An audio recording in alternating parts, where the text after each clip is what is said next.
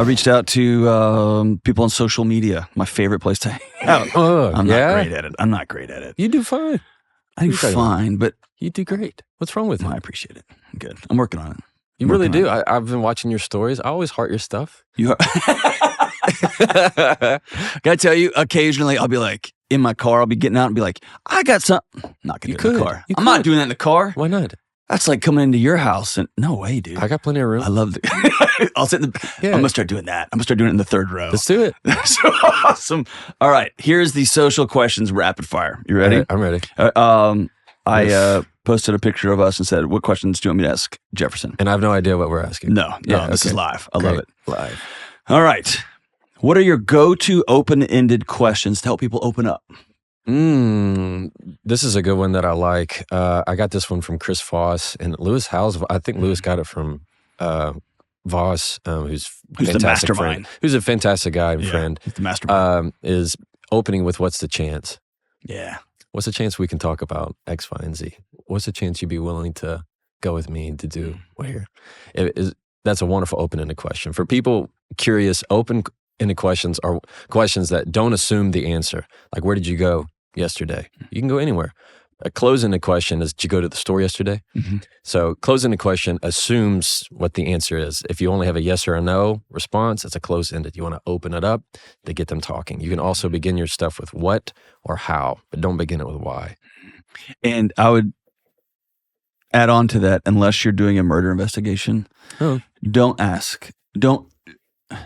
Yeah, for all you out there. For all you not investigating murder.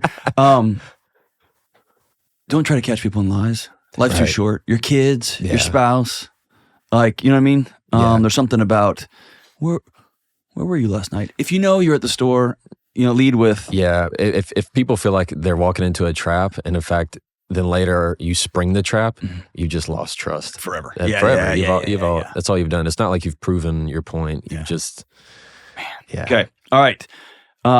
This one's kind of close to home, kind of cool.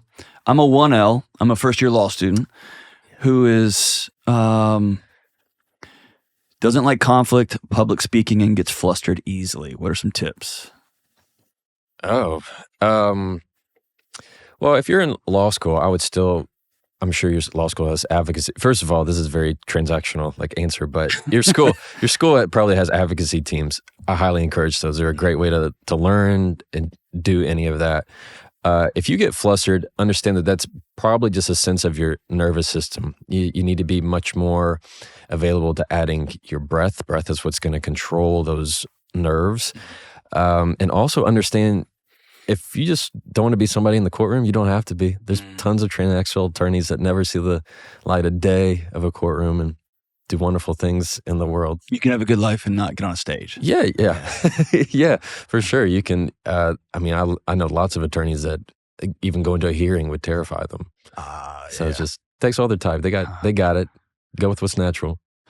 How do you recover when you say that thing and the conversation goes bad? Oh, how do you recover? Immediately say, I should not have said that. Okay. Put it out there. Immediately take ownership of it. Okay. Like that, if you can say, I shouldn't have said that, or immediately, that was unfair, or that was unhelpful. Like, you need to say what they're thinking.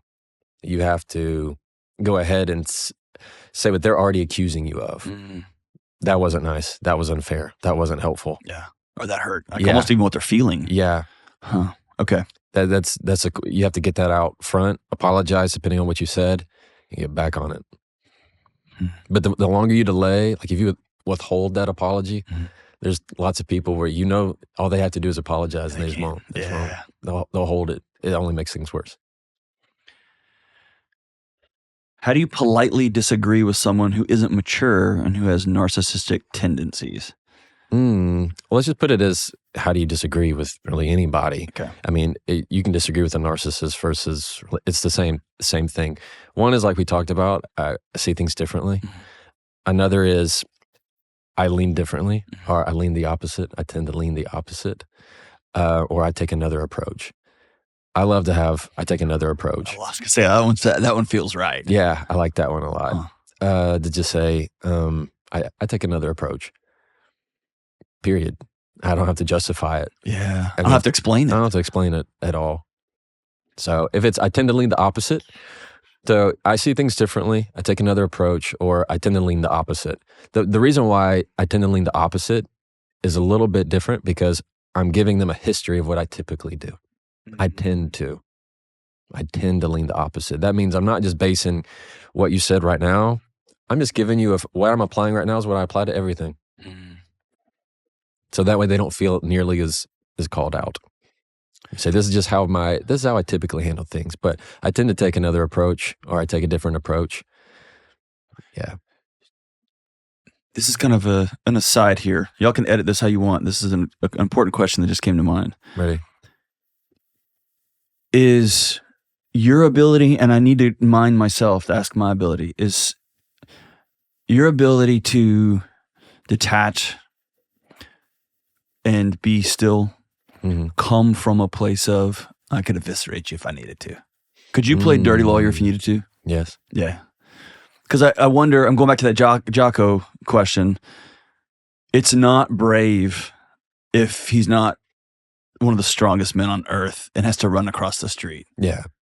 Right. Right. It's brave when I could, and I'm going to go across the street here. So as part of this, knowing, I can really hurt my spouse and I'm not going to. I'm going to choose. Yeah. That feels like, I don't know, there's something about it that makes it more powerful. Like you need to mind yourself and know how you can hurt people so that. Right. Yeah.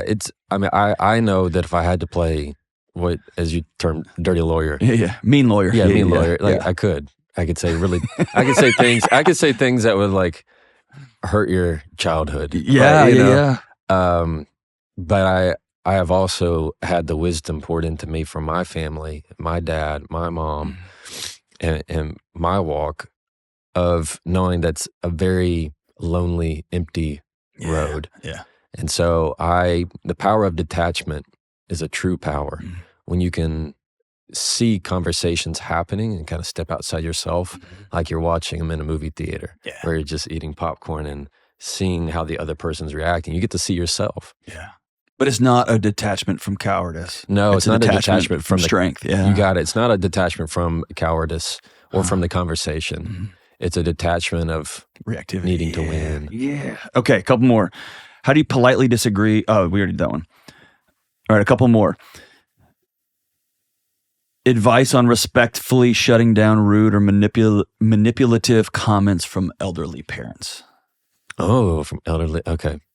So if anytime somebody's saying something that you need to shut down, you can't biggest thing is you cannot walk on eggshells and be like, oh, let's not say that, please. If you're trying to, those kind of people will feed off of that. They'll try to lean to that anymore or even more. Instead, you need to stand exactly where you are instead of beginning your words with you. Like, you can't talk to me that way. It's I don't accept that tone. You can't yell at me. I don't respond to that volume. Yeah. So whenever you can, instead of beginning it with you, begin with I, magical things can happen. And you can figure out how to do that with almost every single phrase. Instead of beginning with you, beginning with I, because you can't control what they're saying. You can't control their comment, but you can control yourself, beginning with I, and then you can quickly lay a boundary on that. I don't respond to those kind of comments. That almost feels like a way to. It's a stiff arm. I'm just taking a step back. It is a very polite stiff arm in a way of you don't understand where you're going with this. I don't respond to those kind of comments, and if you keep saying them, this is the end of the conversation. And I think respectfully shutting down rude or manipulative comments from parents may come with consequences. May come with the holidays over, right? Or may come with, we're not going to go out to dinner tonight. We're just going to go eat back at the hotel. Yeah, right? For sure. And I think people want to be able to, what's a magic way to say this so there's no consequence? Right. That doesn't exist, right? It doesn't exist. Yeah. No, because you never know what they're...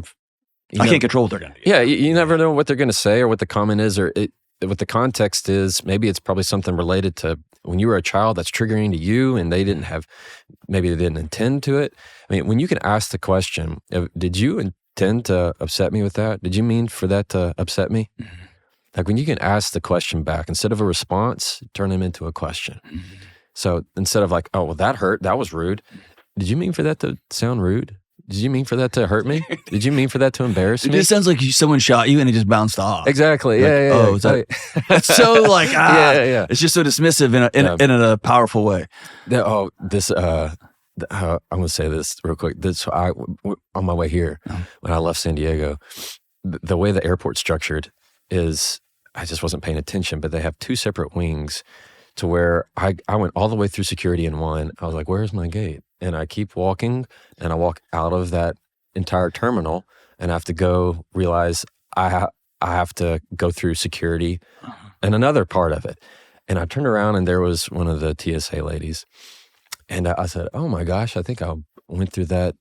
I got to go through this all again." And she said, "Well, you should have been looking at the signs. We had lots of signs." I said, "Well, yeah, I guess I should have seen the signs. I didn't see them." She goes, "No, it's your fault, sir. It's your fault." Dead serious. This is what she said to me yesterday. And I just stopped, and I said, "Did you feel better saying that?" And all of a sudden she got red. She goes, "I'm sorry, sir. You're right. I'm sorry. I was frustrated." "Yes, sir." Like, it was just a totally different. Yeah. It's like that. You can't let it penetrate. Yeah. But there is something important sometimes to occasionally turn and just hold the mirror up and be like, "Is that what we're going for?" That's what you got it, and that's the whole point of asking those questions. You become the mirror. Yeah. And you can if it's really bad, you can ask them to repeat it. Yeah. And then they have to be their own echo. Yeah. But when you can say, did you mean for that to be, but also I would say it also clarifies things. Yes. So like in a text message, like between me and my wife, if it's, "Did you mean for that to be short?" That saves a lot of arguments. Yes. A lot of assumptions. Yes. Or the old Brene Brown quote, "The story I'm choosing to make up is you're mad." Yeah. Like, no, I'm not mad. I'm running to the bathroom and I just needed to hit send. Exactly. Yeah. Or should I read into that? Yeah. All right. So before we go, I've got one thing here that I just vehemently disagree with. And this is a glaring error. Yeah, the glaring error. Perfect. Yes. In the words of Jefferson Fisher, I see things differently here. So you write this great book. You write on page 4, "If you're inclined to believe that I learned my communication skills in law school, don't. Law school teaches you how to apply the law, principles of contracts, but you won't hear a lesson on how to diffuse a heated argument. Law school teaches you how to read the law, not how to read people. I had to learn that part myself." You okay? I see that differently. I think this is the part where you tell America and the world that I taught you most of this stuff. Everything I know came from I appreciate that. Dr. John Delony. I just needed that. I needed that. It was the feeling. Got stuck on page 4. Yeah. And you couldn't get past that. I couldn't. Every page I would read, I would just flip back. I'd read 10 pages, flip back, and be like, I think I taught him everything in this book. For anybody listening, that's how we first met. So for anybody listening, I don't know if I said this the last time you were on the show. You were one of those students that came in and all of our colleagues were like, "Hey, we got to be real nice to this guy because we're probably going to be working for him someday." Like, pretty sure. Either you or your wife. Like, we're going to be working for them, so we got to be super cool. Dude, thank you for coming and hang out. Thanks, man. Thanks for having me. Nothing in the world makes me happier than your success here. It was awesome. And for the people that you help. Thanks, dude. And on behalf of forget our we've known each other for a long time and forget friendship and all that. I was just the dad of 2 little kids. You gave me a lot of language in this book that I can impart to them so that they will always feel like Dad thinks I can. And so thank you for believing in me by writing this book. Thank you for believing in millions of people who will read this book. And thank you for changing the cultural conversation about you can't to, I think you can. It's a blessing, brother. That means the world to me, man. Thanks, dude. Thanks, Charlie. Appreciate you. Later, dude.